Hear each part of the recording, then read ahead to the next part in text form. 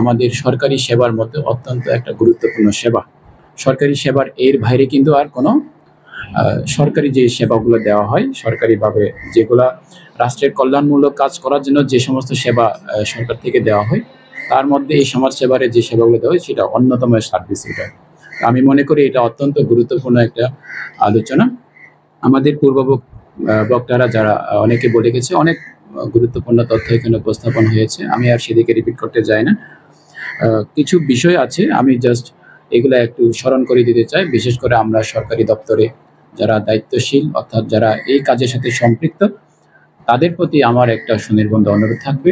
দেখেন, এই মানুষগুলা আমরা যাদেরকে নিয়ে কাজ করি, এই মানুষগুলা হচ্ছে সমাজে আসলে সবচেয়ে অবহেলিত মানুষ, যার কারণে রাষ্ট্র তাদেরকে টেক কেয়ার করার জন্য দায়িত্ব নেই। তো সেই কাজটা কিন্তু আমরা যারা এই চেয়ারে বসে আছি আমাদেরকে দায়িত্ব দেওয়া হয়। সুতরাং তারা যেহেতু সমাজে এক প্রকার নিগৃহীত, অবহেলিত, অসহায়, তাদের যেন আবার সেকেন্ড টাইম যেন আমাদের কাছে অসহায় না হয়, আমাদের কাছে এসে যেন আবার সেকেন্ড টাইম যেন কোনো কাজে, কোনো কর্মে, কোনো সেবায় যেন আমাদের কাছে যেন কোনো ধরনের বৈষম্য, কোনো ধরনের যেন অসহায়, কোনো ধরনের যেন নিগৃহীত যেন শিকার না হয়। এই দিকে আমি আপনাদেরকে বলবো, আপনারা খেয়াল রাখবেন। আমি জানি আপনারা যথেষ্ট খেয়াল রাখেন, তারপরও আরো সুদৃষ্টি রাখার জন্য আমি আপনাদের প্রতি অনুরোধ রইল। এগুলো দেখাশোনা করা হয়, সেগুলো আমরা আপনাকে অনুরোধ জানাবো। আপনি এটা যথাযথ আপনার অধিদপ্তরে কিভাবে করলে আরো কিছু আমাদের কার্যক্রম আরো বাড়ানো যায়, আরো কয়েকটা প্রতিষ্ঠান যেন রেজিস্ট্রেশন করা যায়, সেটাও আমরা ব্যবস্থা নিতে হবে। এদিকে আমাদের লক্ষ্য রাখতে হবে। আমাদের প্রত্যেকের পরিবারে কিন্তু সন্তান থাকে, ছোট ছোট বাচ্চা থাকে। আমরা আমাদের সন্তানদেরকে কখনো কিন্তু করি না। তো এটা অত্যন্ত দুঃখের বিষয় যে মাঝে মাঝে সোশ্যাল মিডিয়ায় যেগুলো দেখা যায়, এটা খুবই অমানবিক যেটা বলা হয়। তো আমি আপনাদের প্রতি অনুরোধ রাখবো, এইরকম যেন কুতুবদিয়াতে কোনো মাদ্রাসা বা কোনো এই হেফজখানা বা কোনো এতিমখানা যেন এইরকম পাশবিক নির্যাতন বা এইরকম যেন উদাহরণ যেন না হয়ে থাকে। আর এটা আপনারা সুদৃষ্টি কামনা রাখবেন, আপনারা এতে সচেতন থাকবেন। 24 বিপ্লবের চেতনার আলোকে বৈষম্যহীন, শোষণমুক্ত একটি ন্যায় সমাজ বিনির্মাণে সমাজসেবা অধিদপ্তর কাজ করে যাচ্ছে।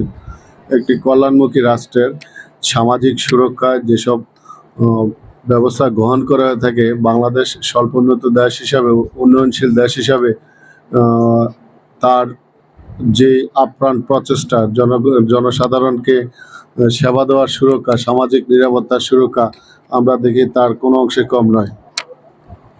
আমাদের রাষ্ট্রীয় কাঠামো, অর্থনৈতিক সীমাবদ্ধতা থাকা সত্ত্বেও উন্নত বিশ্বের যে দেশগুলোতে সামাজিক সুরক্ষা সুলভ যে সোশ্যাল সিকিউরিটি ব্যবস্থা রয়েছে, আমরা দেখেছি যে আমেরিকা সহ লিবিয়াতে সামাজিক সুরক্ষা যেসব ব্যবস্থা গ্রহণ করেছে, আমাদের সরকারও তার অনুসৃত করে সর্বোচ্চ জনসাধারণের পাশে থাকার চেষ্টা করেছে।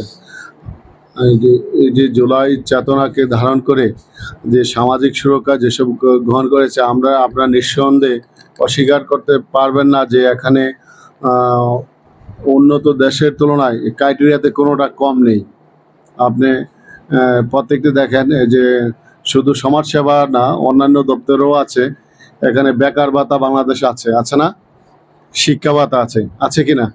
উপবৃত্তি ভাতা আছে না?